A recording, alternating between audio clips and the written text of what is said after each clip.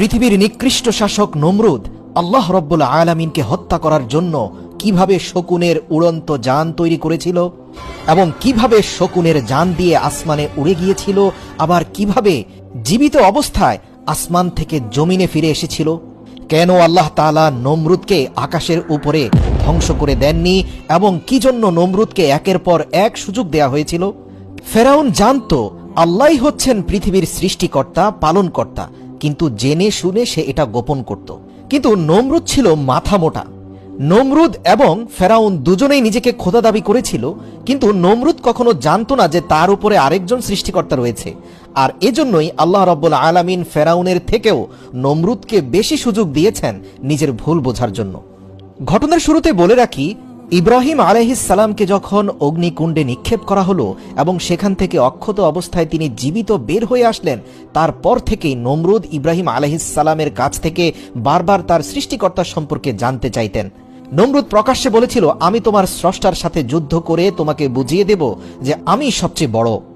জবাবে ইব্রাহিম আলাইহিস সালাম বারবার এক এবং অদ্বিতীয় খোদার দাওয়াত নমরুদকে দিতেন। নমরুদ বলতো, আমি অন্য খোদার বশ্যতা স্বীকার করতে পারি না, তবে আমি শীঘ্রই তোমার খোদার প্রাণ শেষ করে তার রাজ্য কেড়ে নেব। নাউযুবিল্লাহ। হযরত ইব্রাহিম আলাইহিস সালাম বললেন, হে কাফের নমরুদ, তুমি আমার আল্লাহর নিকট যাবে কেমন করে? নমরুদ জবাব দিল, সেজন্য তোমার চিন্তা করতে হবে না।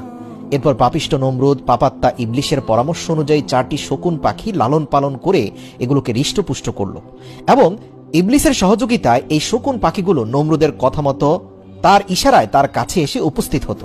তারপর নমরুদ 4টি মোটা তাজা মেষকে জবাই করল, তার চামড়া খুলে ফেলে তার মাংস শকুনিদের মাথার উপরে এমনভাবে ঝুলিয়ে দিল যে শকুনগুলো সেই চামড়া থেকে মাংস খুঁটে খাওয়ার জন্য উপরের দিকে যখন মুখ উঠাতো, তখনই নমরুদের সৃষ্টি করা স্বয়ংক্রিয় যানটি আকাশের দিকে উঠতে থাকত।